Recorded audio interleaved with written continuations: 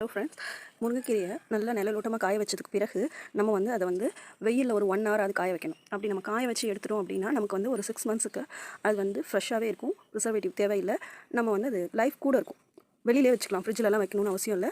நல்லாவே நமக்கு யூஸ் ஆகும். நல்லா காஞ்சதுக்கப்புறம் எப்படி இருக்குங்கிறத காமிக்கிறேன். இந்த சவுண்டு பாருங்கள். இப்போது இதை நான் வந்து க்ரஷ் பண்ணி காமிக்கிறேன்.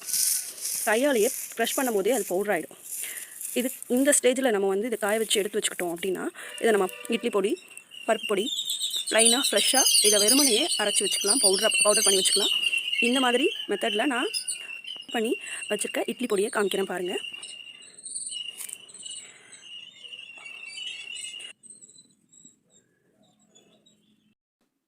ப்ளைன் பவுடராகவும் இதை வந்து நான் ரெடி பண்ண போகிறேன். இப்படி ப்ளைன் பவுடராக ரெடி பண்ணுறத வந்து சுடு சாதத்தில் கொஞ்சம் இந்த பவுட்ரு போட்டு, உப்பு போட்டு, நெய் போட்டு சாப்பிடலாம்.